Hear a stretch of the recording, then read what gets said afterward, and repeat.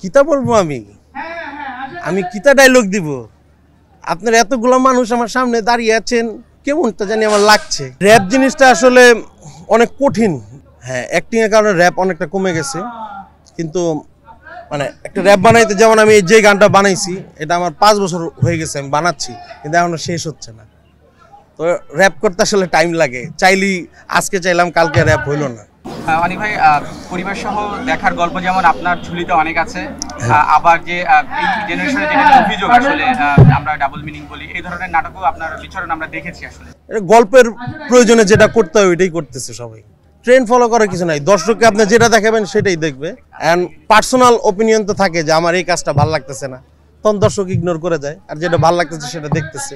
Hip hop ধরনের নাটক আমি অনেক আগে করছি, এখন ওই জায়গা থেকে বের হয়ে কিছুটা কমেডি করার চেষ্টা করতেছি, পারিবারিক গল্প পেলে পারিবারিক অ্যাক্টিং করতেছি, যেটা আপনারা দেখতেছেন। নিশু ভাই আমার সাথে তার এমনভাবে সম্পর্ক আমার কাছে মনে হয়নি কখনো, যে স্ক্রিনেও আপনারা দেখছেন মনে হয়েছে আপন ভাই আর কি। নিশু ভাই অনেক মানে শুরুর থেকে আমাকে হেল্প করছে।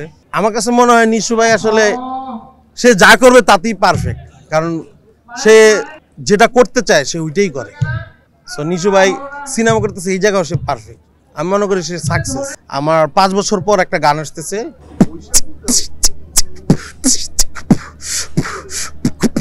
এটা হইতেছে আমার ফার্স্ট নাটক, ওইটার বিট বক্সিংটা করতেছি। এত পার্ড লস খেন, এত পার্ড লস খেন, এত পার্ড লস খেন। ওই দিন পানি মালিক খেন, ওই দিন পানি মালিক খেন, ওই দিন পানি, ওই দিন পানি, ওই দিন পানি মালিক খেন। আর নতুন যে গানটা আসতেছে ওইটা হইতেছে, এটা থাইল্যান্ডে শ্যুট করছি। সো 5 বছর পর গানে ব্যাক করতেছি। ওই গানটা কিছুটা এরকম, জঙ্গলের সব থাই মাজা, হাতে সময় আছে বাজান ভাই গাজা, ভাই গাজা বাজান ভাই গাজা, তোকে খেলা শেষ এবার ভাই গাজা।